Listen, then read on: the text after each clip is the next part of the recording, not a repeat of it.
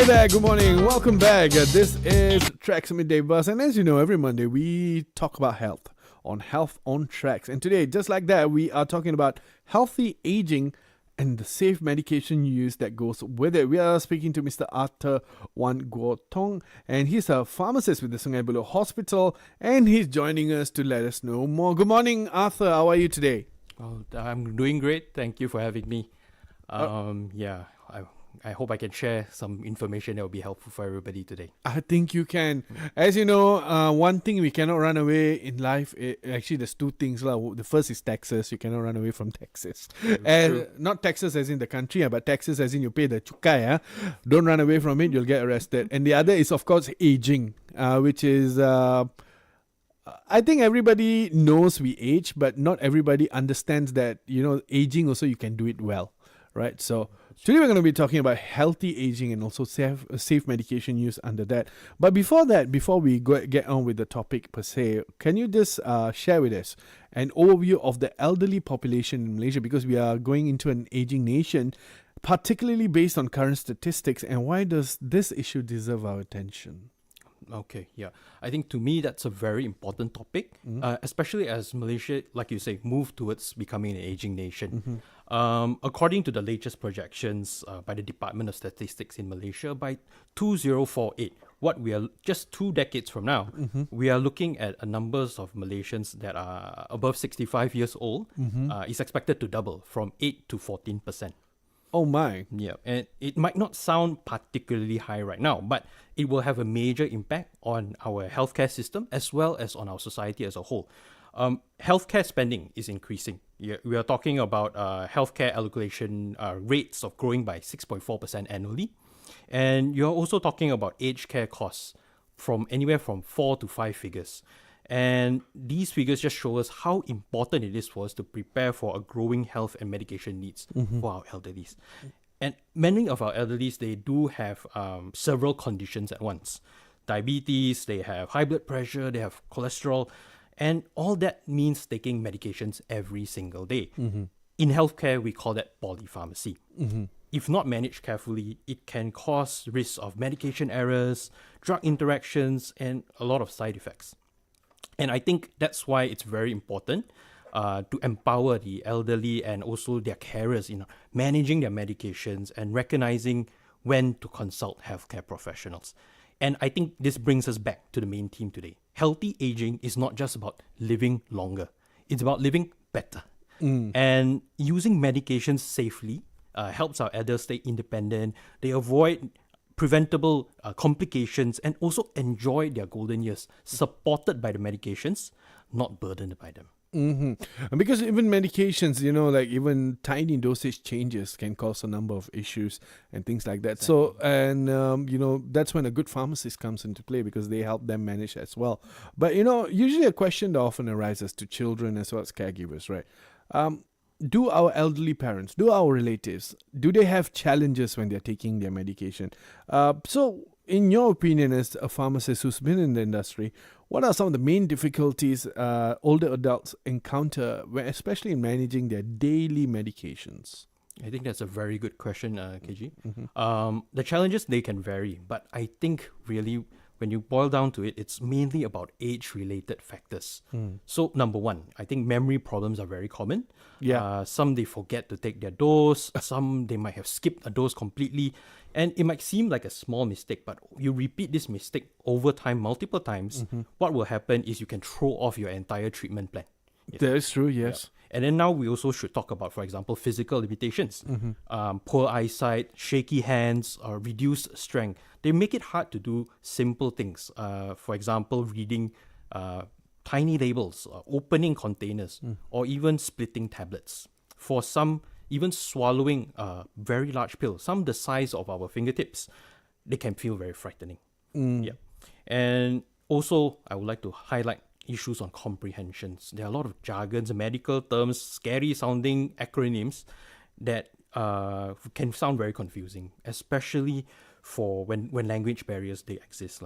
In that confusion, some patients might just choose to, YOLO it and then adjust their own timing, stop medications when they feel better. Yeah, this one I know, and because Yeah. my parents also tend They to also do do that. that, lah. Yeah, it's an Asian thing, lah. I know better than the Yeah, doctor. yeah, exactly.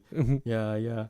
And that single decision, they really can undo years and months of of progress, lah. And of course, there is the very prevalent targeted advertisements nowadays, so-called miracle products, that Yeah. promises like quick results, lah, all sort of things. And without guidance from a professional, some might choose to replace their medication with some random product, lah. So when you look at it, I look at it at a holistic point of view, from memory, physical ability, comprehension, and misinformation. You can see a lot of very severe consequences. They can cause wrongly treated medication, wrongly taken doses, treatment failures, or even hospitalizations. But beyond physical harm, and I think this is the most important, it can make an elder person feel small. It take away their confidence. It take away their independence in caring for themselves. That is true. Because some elderly people, they still have their their ego, right? You cannot scratch their ego, but then of course at that time their body's already failing. There's a lot of issues going on with them, but they still want to feel like, hey, I'm the older person here, you should listen to me. Exactly. And trying to get to them can be a bit of a problem, right?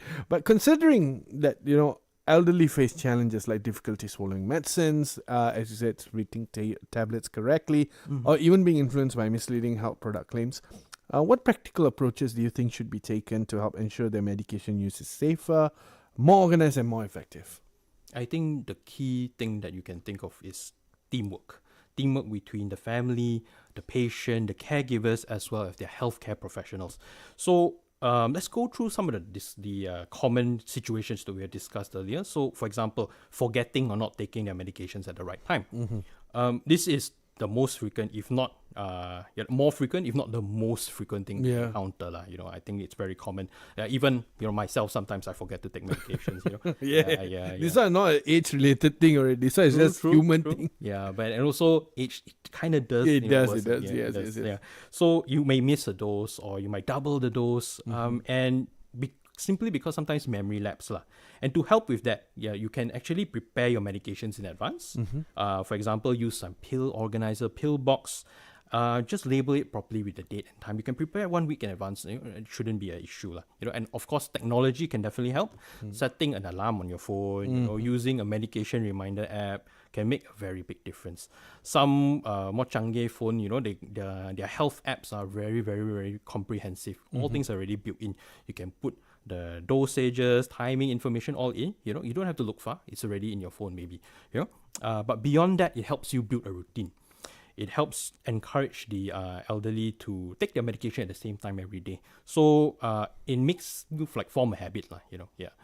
And then also we should talk about understanding medication instructions. The labels are very cramped, very small, very cramped, full of information. And then you multiply that by the number of drugs that you're taking, it can feel a bit overwhelming. Yeah.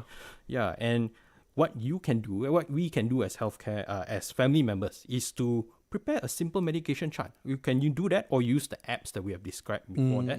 Yeah, where it just shows what's the medication, what's it for, how to take it. Maybe you can even include some photos, like, oh, this is what it looks like. You can show your elderly. They understand. Oh, okay. But one thing, if you're not sure, always look to either your pharmacist or your doctor for help. We are here to guide you on how to create a chart properly. In Sungai Buloh, we have a template already available. And to tell you the truth, we are very happy when we see other people, family members are being very excited to take care of their family member.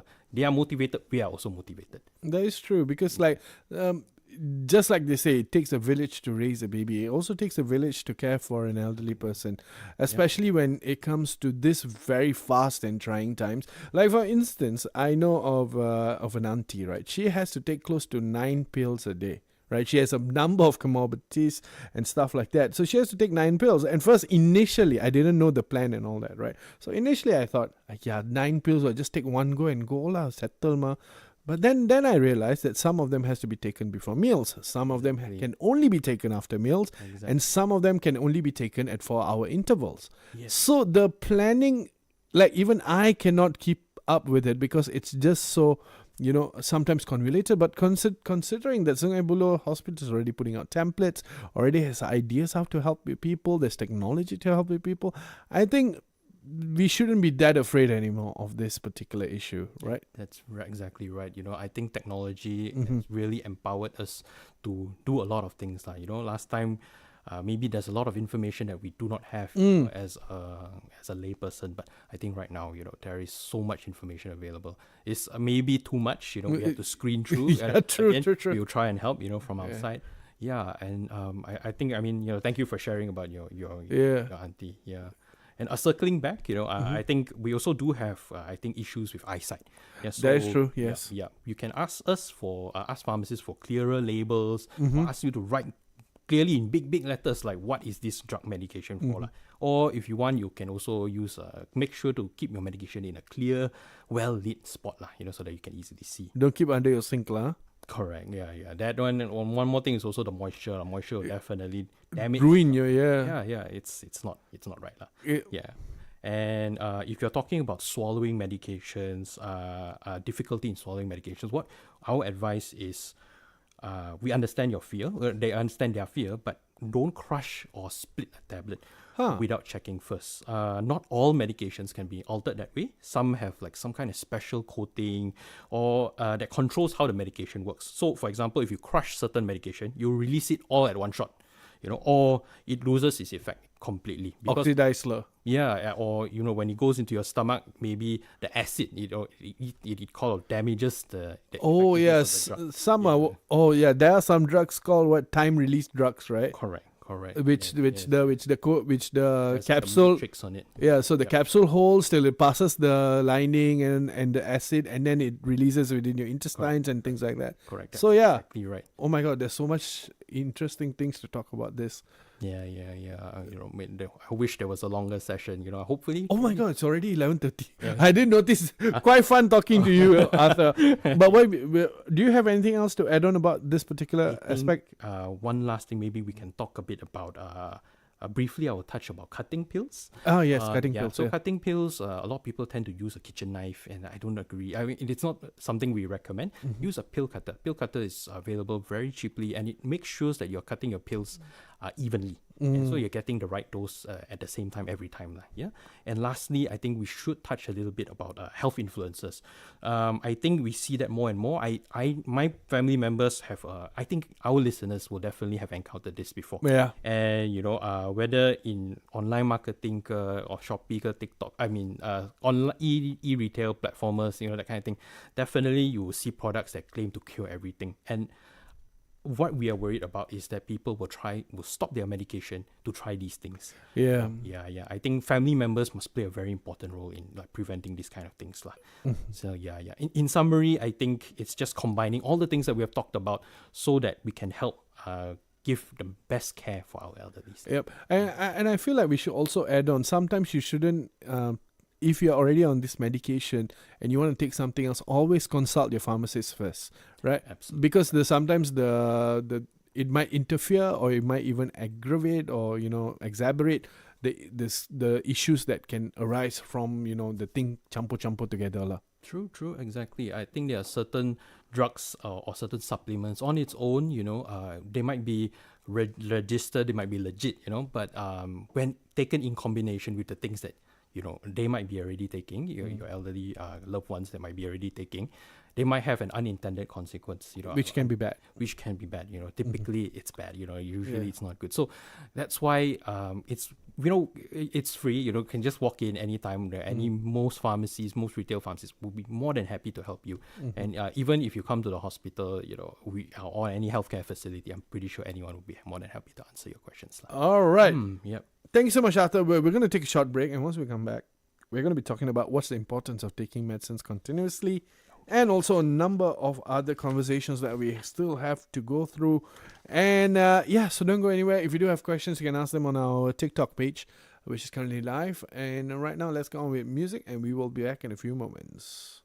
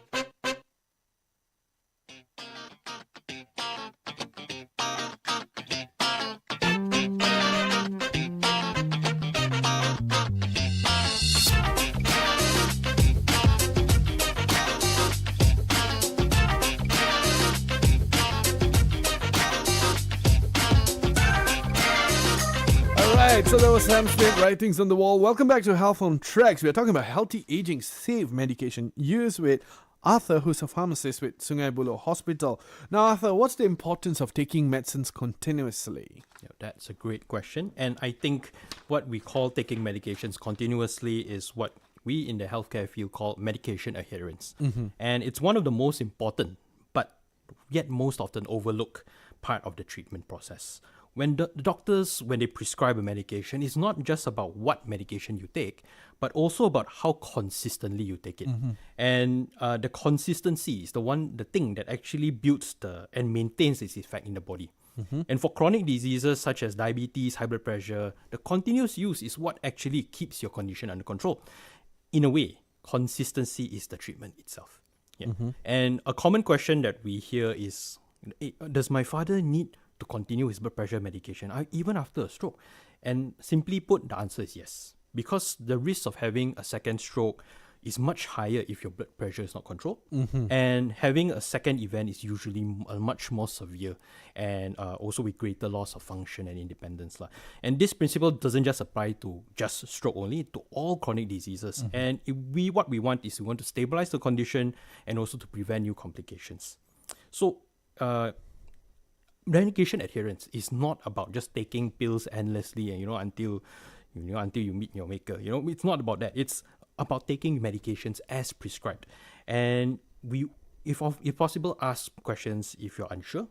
You look for guidance, because at the end of the day, continuity is what makes a medication more than just a pill. It's into something that really protects your health. Yeah, that's true. Yeah. And what steps or tips that you would give to older adults before giving their medicines to them? And before giving any medications to an older adult, it's important to just take a moment and to make sure everything is done correctly. First, I think what you must know is the medicine itself. Make sure you know its name. Make sure you know how it's taken. Make sure that why this is important is because some of the medications, they have very similar sounding names, similar sounding brand, similar sounding looking packaging. So that's something very important. The same white pill, huh? Yes, yeah. Very difficult for us as well. Yeah. Reading the label very carefully each time is, even for familiar medication, something that you might have been taking for years, will help prevent this kind of mix-up. Yeah. And caregivers should also understand, the patients themselves should understand what is the reason they are taking the medication. For example, is it for blood pressure, pain relief? Is it for cholesterol? Then with that very basic knowledge, I think very minimal knowledge is sufficient for you to know that when something is not right. Like, why am I taking this medication? I don't think I have this particular problem. So that's something that you should know. And also we would like to highlight that you must follow your doctor's or your pharmacist's instructions on dosing, timing, frequency, and the duration of your treatment. They are small, but they direct. The details are small, but they direct how well the medication works. And so, for example, if something says before food or after food, the timing actually do matter. Sometimes they are trying to make sure that you absorb as much of the medication as possible, or to reduce certain side effects. Next, I think we can talk a little bit about handling medications with care. Liquid medications, I think sometimes we forget to shake them before we use them. And also, when talking about liquid doses of medication, you should use a proper measuring spoon or a syringe, not your garden variety kitchen spoon. Yeah? Yep. Some medications also do have special handling requirements. So, for example, since we're talking about the elderly, bone diseases like for osteoporosis, certain medication require you to sit upright and should stay upright for at least 30 minutes and that is to prevent irritation of your throat and to your stomach.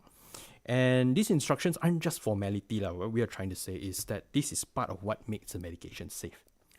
Yeah, and lastly, don't forget the basics. Check your expiry dates. Make sure that, and if let's say they are really expired or you have leftover medications, just dispose of them properly, which I think we'll talk about later. I think let's talk about it more later. And store the medications away from sunlight according to manufacturer's instructions. Yeah, and I think one last thing.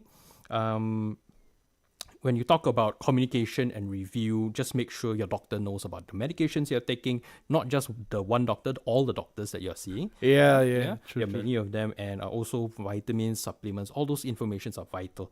And if possible, prepare the list, using the apps or just doing a simple chart so that everyone is on the same page about what medications the elderly are using.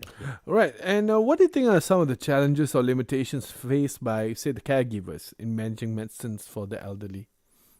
Caring for the elderly is never simple. I think, especially, yes, when managing their medications. Sometimes, even with our best intentions as caregivers, we face a lot of resistance from the very people that you're trying to help.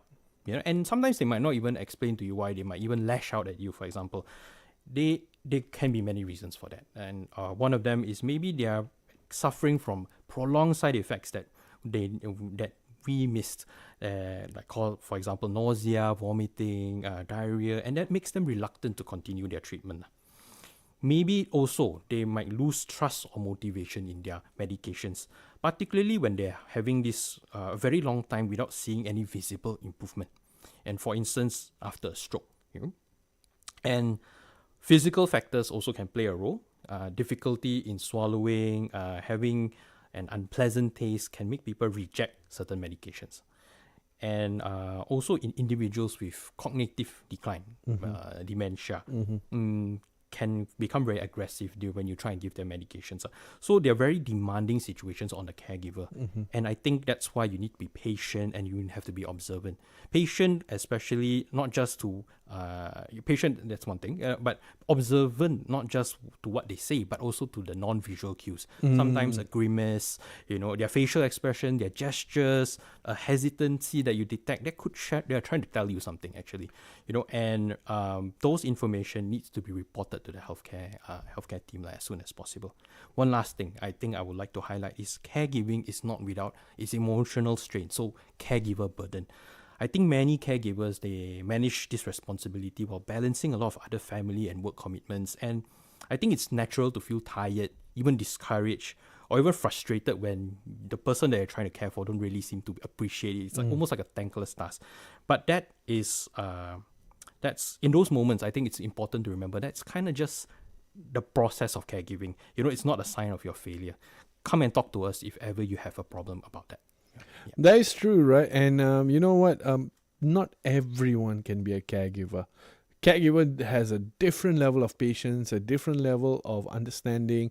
They're just superhuman when it comes to certain things. They're superhuman because I've seen certain caregivers, right? And my God, I've got to tip my hat towards them because the amount of patience they have and making sure that one person is loved and cared for. Even I cannot do anything like that, and I'm a very patient guy by saying. But yeah, right. How about moving on, right? Because we are actually solely running out of time. What are the signs of medication side effects that the elderly and their caregivers should be aware of?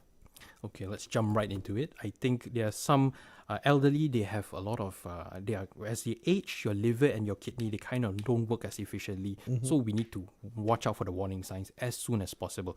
So, for example, some things we really want to watch out for are dizziness, sleepiness, and maybe a general sense of weakness. And why is that important? Is because those can contribute to falls. And falls is one of the most prevalent, one of the more severe things an elderly person can encounter. They can cause to death, it can cause prolonged immobilization, all the things that we don't want to happen. I would like to highlight maybe one example. So, for example, blood pressure medication, and when you use them, when it works too well, it might cause your blood pressure to drop too low and might cause you to fall. So, apart from that, we should also look out for allergic reactions. So, if after starting any new medications or starting something new, suddenly they're talking about having shortness of breath, rashes all over the body, difficulty breathing. I think those are serious and they need immediate medical attention. And also there are certain meds that can cause can affect internal your organs function. So for example, painkillers, you take them, you can buy them outside without seeing a pharmacist or a doctor, but if you use too much, it can actually reduce your kidney functions. Oh no. Yeah. And also there are some cholesterol lowering medications that can cause some muscle pain and weakness, especially if used long term. So I think the key message here is early awareness and communication. When you start something new, pay attention for the next few days or few weeks. If something feels off, just let us know. All right. And what important factors should be considered before mixing conventional medicine, and also sometimes the elderly, they want to use like traditional or herbal medicine. What factors should they consider? I think we have covered that earlier just now, but I think some things that you really, really want to use, I think just to keep things short, I think what you really need to use is registered supplements that are registered with the Ministry of Health Malaysia. Don't go for anything that you can buy on Shopee and then it seems a bit sus. Please don't use those. Yeah. Definitely Gen Z, like you, Arthur. Sus. Yeah, but that's the thing, right? Always check with your pharmacist, always check with your doctors, especially if you're going to take something for your condition and you're already taking medicine for it. Correct. Okay. Yes, yeah. And how about what initiatives has MOH implemented to provide comprehensive guidance to consumers on purchasing and using supplements and traditional medicines so that they can make informed decisions? Yeah, I think this is a very important question because in Malaysia, I think it's very common for you to have word of mouth, social media, targeted advertising, and those are sometimes well-intentioned, but I think there's no guarantee whether it's effective or not. So NPRA, they have a website, www.npra.gov.my. That one you can go there and you can actually search for the medication or the supplements. What NPRA has done is to make sure that all medicinal products, including those that are imported, they must be registered in Malaysia if you want to sell it to the general public. So what we want is safety, efficacy, and quality. But one thing you must note is that for traditional products, they are assessed slightly differently. They don't have to prove that they don't have to go through full clinical trials. So their effectiveness might not be fully there, but at least they are safe and their quality is there. So very briefly, when you look at a MAL number, when you look for a registered product, it has an MAL number.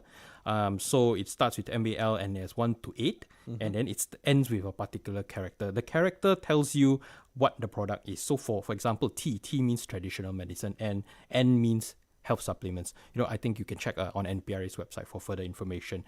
One last thing, they have a Pharmatech security hologram. That thing you can actually scan using your phone. There are apps that you can download for free, and you can then use it to verify whether the supplements or the medication you're taking is actually legit. I mean, whether is it genuine or not. Yeah. You want to say legit?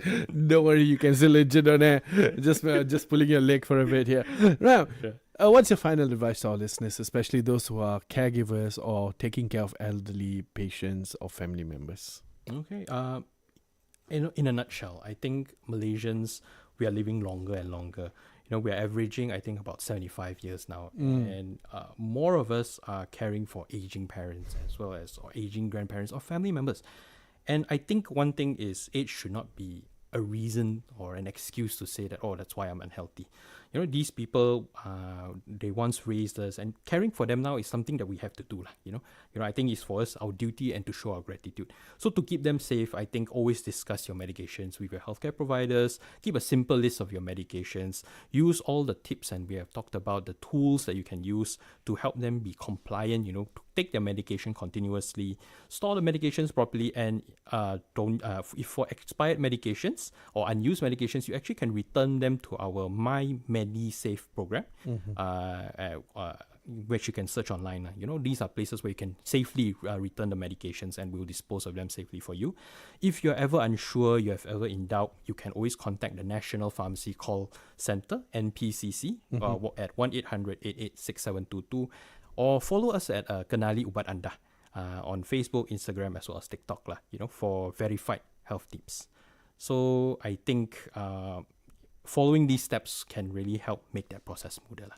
All right. So I think our talk today has actually, for our listeners as well as me, has helped us out a lot. Made me understand it's truly, as you said earlier, a thankless job, and it's a very, very intensive, heavy labor. As well as you need to be very, very understanding of the patient. And also in terms of the medication itself, a lot of effort goes into understanding what, why, and how it works. Right. So thank you so much, Mr. Arthur. Absolute pleasure talking to you today. And we definitely pull you back. You're one of the better speakers we had, especially because you made us understand quite well. Right. So anything else do you like to add before we let you go for today? I think No, I'm just glad to be of service, lah. Thank you. You just want to go back, right? Okay, now you can see your face on TikTok as well. Right, thank you so much, Arthur. We hope to catch you again. All right. All right. So that was Mr. Arthur Wan Guo Tong, and we spoke about healthy aging, safe medication use, and he's a pharmacist with the Sungai Buloh Hospital. So don't go anywhere. We're going to be back in a few moments. But right now, here's some music for you.